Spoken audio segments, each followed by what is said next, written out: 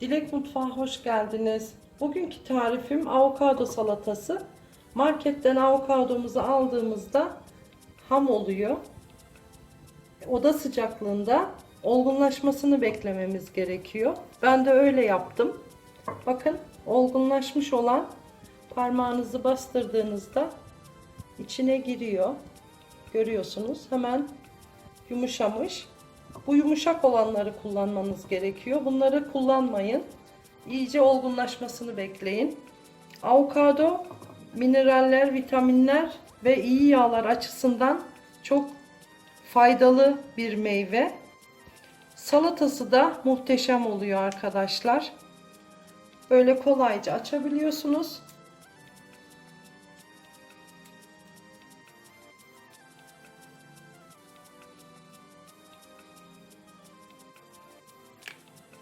İçerisinden çekirdeğini çıkarıyoruz. Çekirdeğini bir kenara alıyoruz ve bir kaşık yardımı ile kolayca avokadolar alınıyor.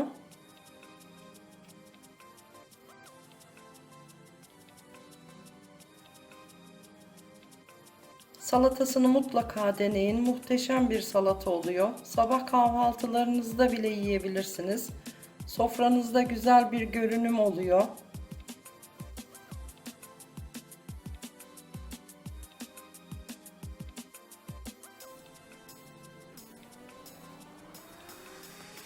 Yapımı çok kolay.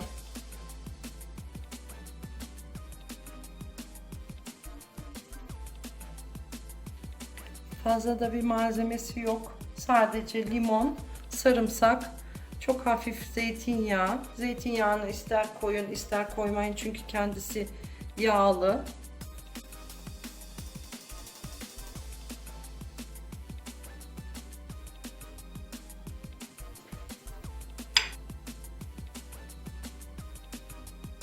İsterseniz böyle bir bıçak yardımı ile incecik de soyabilirsiniz.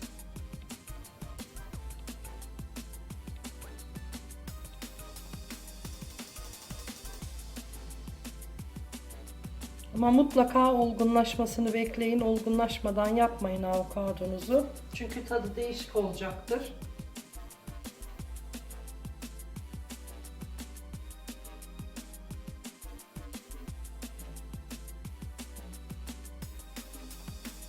Şimdi avokadolarımızı hazırladık. 3 tane avokado kullandım. 3 diş sarımsak kullanıyorum, orta boy. Sarımsak rendeliyorum.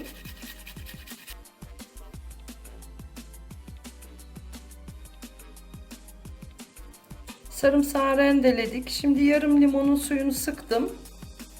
Tabii ki siz kendi damak zevkinize göre fazla limon da koyabilirsiniz. Biraz tuz ilave ediyorum. Ve biraz karabiber. Şimdi bunu bir çatal yardımı ile ezeceğim.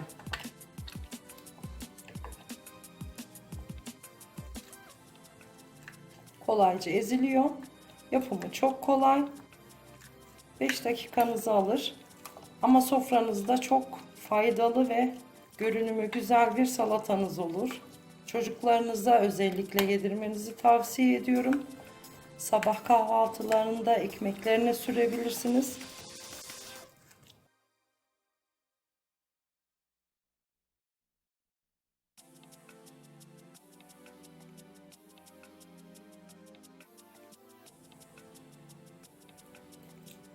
Avokadolarımızı iyice ezdim.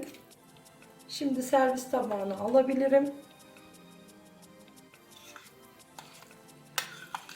İçerisine hiç zeytinyağı koymadım. Sadece süslemek amacıyla zeytinyağı kullanacağım.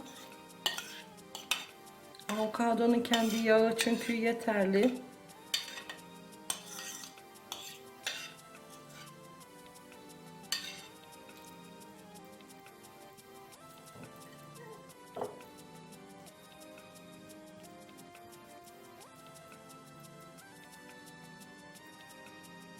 İnanın muhteşem bir salata oluyor. Mutlaka deneyin. Ben dereotu ile süslüyorum. Siz isterseniz maydanoz da kullanabilirsiniz.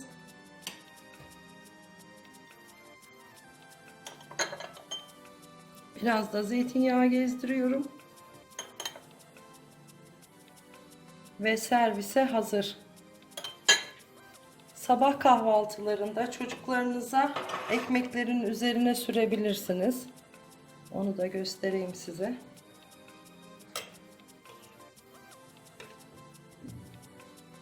Bu şekilde de et yemeklerinizin yanında sofralarınızdan eksik etmeyin.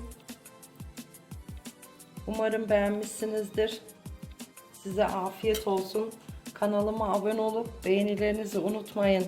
Sağlıkla kalın, hoşça kalın.